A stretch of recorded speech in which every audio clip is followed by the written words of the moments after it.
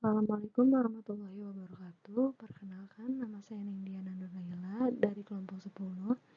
Di sini saya dengan dua teman saya yang bernama Muhammad Rizky Kurniawan dan Arya Wiranata akan menjelaskan tentang decision tree atau pohon keputusan.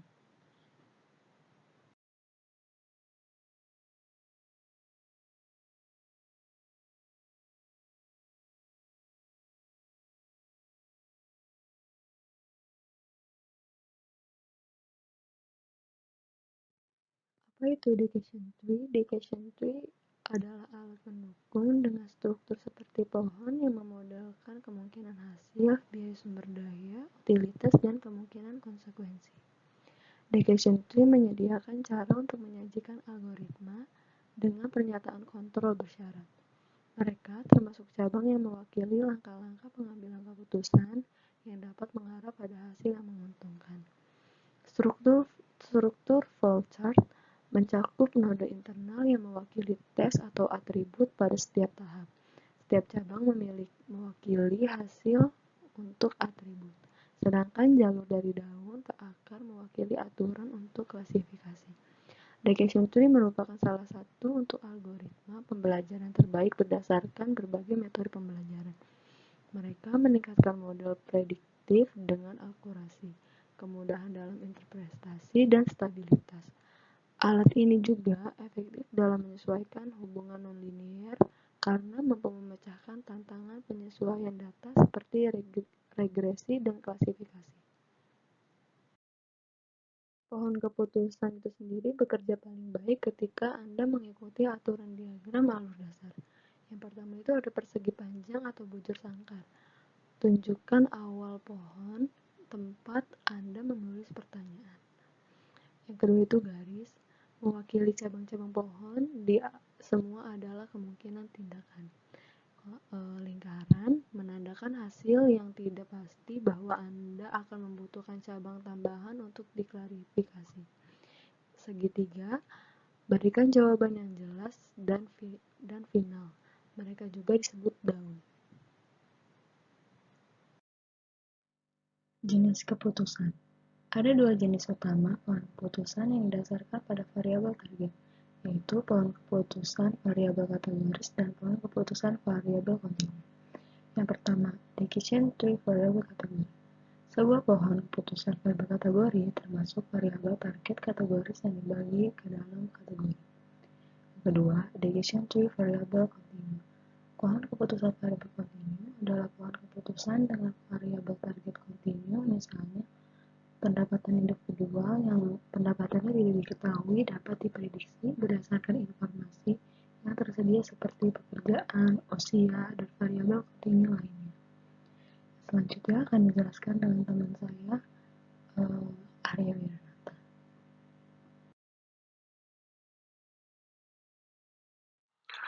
Contoh pengaplikasian decision tree. 1. Menilai peluang pertumbuhan prospektif. Salah satu penerapan decision tree melibatkan evaluasi peluang pertumbuhan prospektif untuk bisnis berdasarkan data historis. Data historis tentang penjualan dapat digunakan dalam pohon keputusan yang dapat menyebabkan perubahan radikal dalam strategi bisnis untuk membantu ekspansi dan pertumbuhan. 2. Menggunakan data demografi untuk menemukan calon klien. Aplikasi lain dari alat ini adalah dalam penggunaan data demografis untuk menemukan calon klien. Mereka dapat membantu dalam merampingkan anggaran pemasaran dan dalam membuat keputusan yang tepat tentang pasar sasaran yang menjadi fokus bisnis. Contoh soal decision.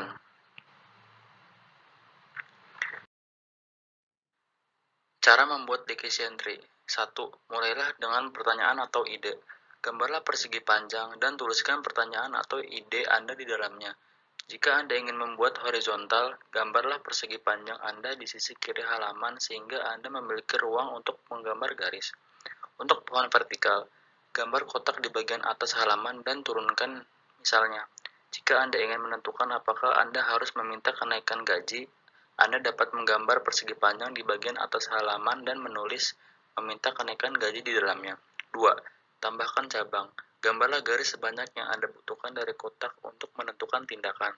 Untuk melanjutkan contoh, Anda dapat menggambarkan dua cabang di bawah persegi panjang Anda dan memberi label ya dan tidak. Ini menandakan bahwa Anda meminta atau tidak meminta kenaikan gaji.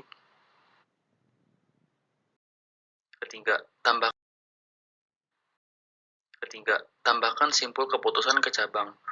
Lingkaran menunjukkan bahwa hasil dari cabang belum jelas dan Anda perlu mengajukan lebih banyak pertanyaan. Segitiga menunjukkan bahwa hasilnya hampir pasti. 4.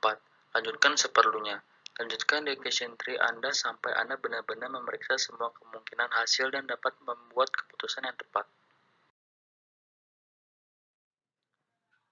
Tips dalam membuat decision tree. Pertimbangan tips berikut untuk membuat decision tree yang efektif. Pertama, kedua warna pohon Anda. Beri kode warna pada cabang yang simpul Anda untuk mendeteksikan hasil dengan mudah. Misalnya, Anda dapat membuat ide awal Anda menjadi hijau dan simpul kuning, biru, dan ungu untuk membedakan masing-masing. Gunakan skema warna untuk membuatnya menarik secara visual. Gunakan simbol diagram alur. Jika Anda membuat decision tree untuk pembagian dengan tim atau manajer Anda, simbol diagram alur standar memastikan pohon Anda mudah dipahami oleh banyak pemirsa.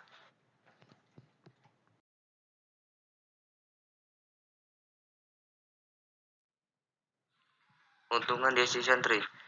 1. Mudah dibaca dan ditafsirkan. Salah satu keuntungan dari pohon keputusan adalah output yang mudah dibaca dan diinterpretasikan, bahkan untuk memerlukan pengetahuan statistik. Misalnya, ketika menggunakan pohon keputusan untuk menyajikan informasi demografis pada pelanggan, staf departemen pemasaran dapat membaca dan menafsirkan representasi grafis dari data tanpa memerlukan pengetahuan statistik. 2. Mudah disiapkan. Dibandingkan dengan teknik keputusan lainnya, pohon keputusan membutuhkan sedikit usaha untuk persiapan data penggunaan. Bagaimanapun, perlu memiliki informasi yang siap untuk membuat variabel baru dengan kekuatan untuk memprediksi variabel target. 3. Lebih dekat sedikit pembersihan data yang diperlukan. Keuntungan lain dari pohon keputusan adalah setelah variabel dibuat pembersih data, lebih sedikit diperlukan. Kasus nilai yang hilang dan outlier kurang signifikan pada data pohon keputusan.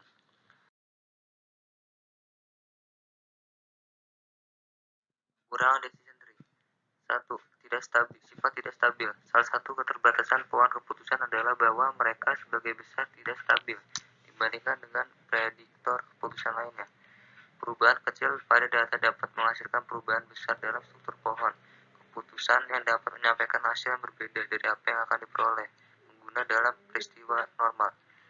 Perubahan hasil yang dihasilkan dapat dikelola oleh algoritma pembelajaran mesin seperti ghosting dan bagging. 2. Kurang efektif dalam memprediksi hasil dan variabel kontinu. Selain itu, decision tree kurang efektif dalam membuat prediksi ketika tujuan utamanya adalah untuk memprediksi hasil dari variabel kontinu. Ini karena pohon keputusan cenderung kehilangan informasi saat mengkategorikan variabel ke dalam beberapa kategori.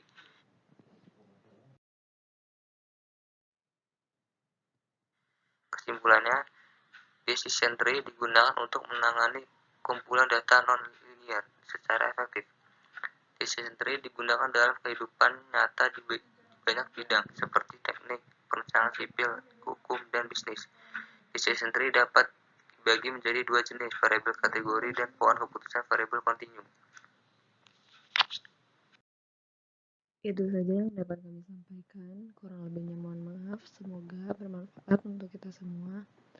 Wassalamualaikum warahmatullahi wabarakatuh.